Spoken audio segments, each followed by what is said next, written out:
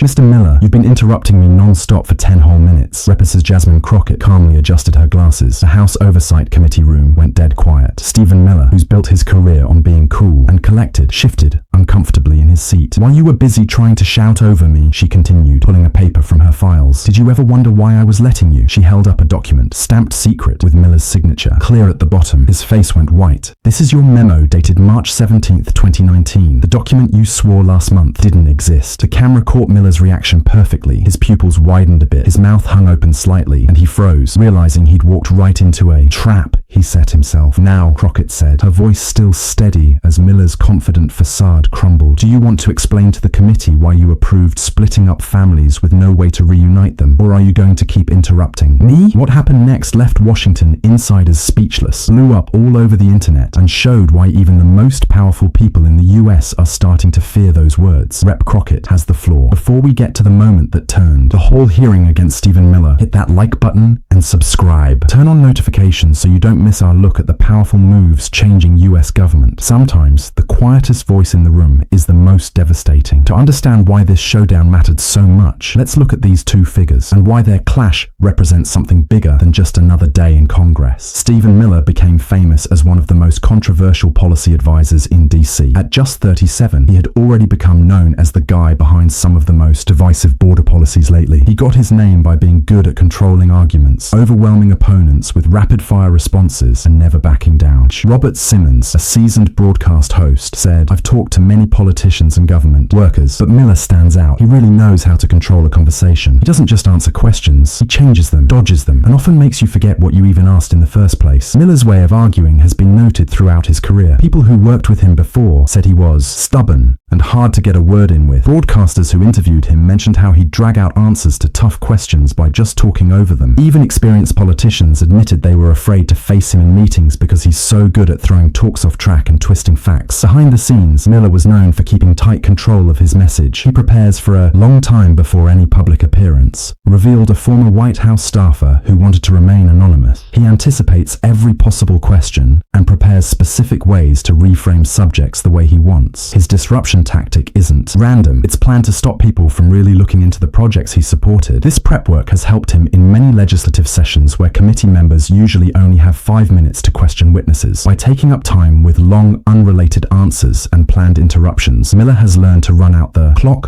Government commentator Maria Hernandez explained, Miller's approach is simple but strong. He interrupts a lot, changes the topic when cornered, questions the questioner's trustworthiness, and speaks with such confidence that people watching at home often think he must be right. This approach has made him a tough person to deal with in politics. When it came out that he'd testify before the House Oversight Committee about border control measures, many thought it would be another example of how skilled he is at controlling the narrative. On the other side was Representative Jasmine Crockett, representing Texas's 30th district. Even though she's newer to being a lawmaker, Crockett's got a past that really matters here. Before politics, she spent 15 years as a human rights lawyer, standing up for people against big companies and getting known for being super prepared and steady in court. David Washington, who used to work with her, said that most people don't get that Crockett spent years fighting tough opponents and mean judges in Texas courts. She learned early on that showing emotion can hurt you way more if you're a black woman in the legal system. Washington recalled one time when they practiced law together. We were defending someone accused of something serious, and the person accusing him was acting like he was better than everyone. Jasmine didn't get upset. She just let him talk until he messed up with a legal mistake. Then she calmly named the exact law that proved him wrong. The judge had to rule for us. That's when I knew her calm wasn't just who she was, it was how she won. Crockett brought that toughness to politics. When she ran for office, many folks didn't think she had a chance, thinking she was just another liberal without what it takes to handle the confusing stuff in the Capitol. Those ideas went away fast during her first committee meetings, where she quickly showed she was one of the best at asking questions in the legislature. Elena Martinez, a reporter who covers the legislature, noticed that Crockett doesn't use her time to ask questions like most lawmakers do. Most try to get attention online with loud speeches or angry questions. Crockett treats hearings like a courtroom thing. She sets traps and gives witnesses just enough rope to mess themselves up. Crockett's way of doing things as a lawmaker comes from that background. While other representatives often use their time for showy speeches or lines, people will remember Crockett got known for being careful and organized. She asked clear questions, set logical traps for those trying to avoid the questions, and always came ready with papers that the testifiers didn't think she'd have. It's kind of rare for someone in DC, but Crockett got props for really getting ready herself. A lot of people just let their staff do the digging hearing, said a senior aide who knows the committee stuff. But Crockett spends hours looking at documents herself, finding little slip-ups others miss. She treats each hearing like it's her own court case. The hearing where Miller and Crockett went head-to-head was all about how border control went down from 2017 to 2021 and what happened because of it. It wasn't just about points. Real people were affected by these actions, and the committee had to figure out what happened and who was in charge. A month before the hearing, Crockett's team sent over document requests to a bunch of agencies. People noticed how specific her requests were. Instead of asking for general files, she asked for certain email chains, records from certain dates, and internal memos mentioned in notes in earlier summaries. It wasn't just a shot in the dark. It looked like she already knew what she was looking for. The room itself showed how serious things were. The committee members sat in a half circle with Chairman James Robertson running things. The witness table where Miller sat was below them, which made it clear that the committee had the power to question him. Behind Miller sat his lawyers and a bunch of department people who worked under him. Across from them were reporters, advocacy groups, and people who were personally impacted by what they were talking about. The room was buzzing with anticipation. Miller got there early, arranging his stuff like he always does, checking with his lawyers now and then. He seemed confident, like someone who had been through a lot of tough times and figured he could get through this one too. Crockett showed up just before things got going. Unlike some panelists who had helpers hauling in stacks of stuff, she only had a small folder. Because she seemed unprepared, some people wondered if she was ready, but they didn't. Notice the little yellow sticky notes marking key sections, each with neat questions and paper notes. It was clear she was a lawyer who knew her stuff and just needed a few reminders. When Crockett's 15 minutes started, nobody knew how much things were about to change. What do you think helps someone stay calm like Representative Crockett? Share your thoughts below. We'd love to hear about times staying calm helped you handle a tough situation. The meeting started off easy enough. Leader Robertson gave Representative Crockett her time, and she started with what seemed like a simple question. "Thanks, Mr. Leader," she said, adjusting her microphone. "Mr. Miller, I want to look at the schedule for the household separation policy that started in April 2018. According to DHS records, there were..." Congresswoman Miller jumped in, not letting her finish her question. "I have to correct you right away. It wasn't called a household separation policy. The media made up that term. We put in place a zero-tolerance plan for illegal border crossings, which was totally legal." Crockett nodded slightly and tried again. "Mr. Miller, whatever you call it, I want to understand the schedule for how..." Miller cut her off again, his voice getting louder. "These meetings should be about facts, not government stories. The American people deserve the truth." The pattern was set fast. Every time Crockett tried to ask a real question, Miller would interrupt, change the subject, or go into long explanations that used up her limited time. Everyone could see what he was doing, run out the clock without letting her ask anything important. Miller got more and more agitated as she tried for the fourth time to ask about internal chats about how the plan was going. "With all due respect, Representative," he said, but he didn't sound respectful at all. "I think you're seeing this the wrong way because you don't understand border law. Maybe if you knew more about this, you'd get it." Crockett said calmly, "Mr. Miller, I don't need you to tell me if I understand or not. I'm asking about certain chats in your department." Miller's face tightened. He leaned forward, his voice so sharp